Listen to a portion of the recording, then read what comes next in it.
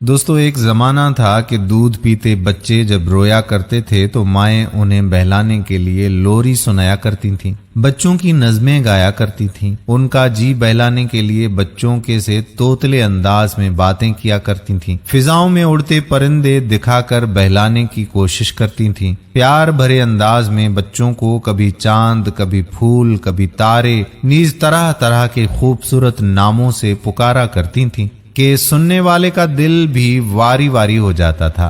انہیں پریوں، شہزادیوں اور بادشاہوں کی چھوٹی چھوٹی دلچسپ کہانیاں سنایا کرتی تھیں۔ اس میں کوئی شک نہیں کہ ان چیزوں کی بچوں کو سمجھ تو نہیں آتی تھی، لیکن بچہ بہل ضرور جاتا تھا، لاشعوری طور پر متوجہ رہتا تھا کہ ماں اس کے ساتھ پھر اٹکھیلیاں کرے اور پیار بھرے انداز میں اس سے مخاطب ہو۔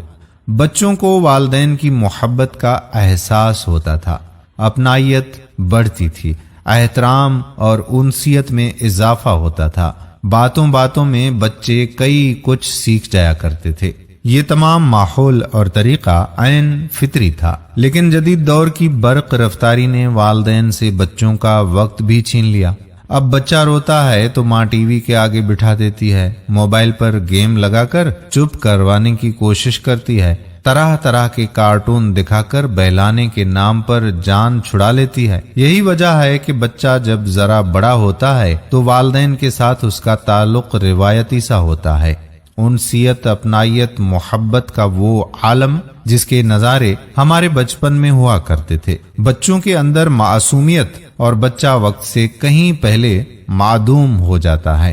جو سوال بچے کو 15 سال کی عمر میں کرنے چاہیے تھے، 6 سال کی عمر میں کرنے لگتا ہے۔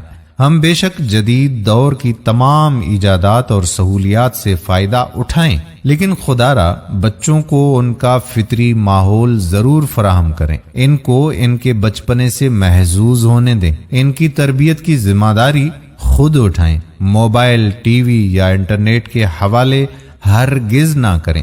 اگر ہم نے ایسا نہ کیا تو اس کا سب سے زیادہ بڑا نقصان والدین کو ہی اٹھانا پڑے گا، کیونکہ ہم نے بچوں پر والدین کے حقوق ازبر کیے ہوئے ہیں اور بہت ساری توقعات کے ساتھ زندگی گزار رہے ہیں کہ بیٹا بڑا ہوگا تو یہ کرے گا، بیٹی بڑی ہوگی تو اس طرح سے کرے گی، لیکن بعد میں کیا ہوتا ہے؟ کچھ بھی نہیں ہوتا۔ وہ آپ اور ہم سب کے سامنے ہی ہے۔ ہم آئے دن اخبارات اور ٹیلی ویژن میں پڑھتے رہتے ہیں، دیکھتے رہتے ہیں کہ بچیاں اور بچے کیا کچھ کر رہے ہیں۔ اللہ پاک آپ کے اور ہمارے بچوں کو فرما بردار بنائے، آمین ثم آمین یا رب العالمین۔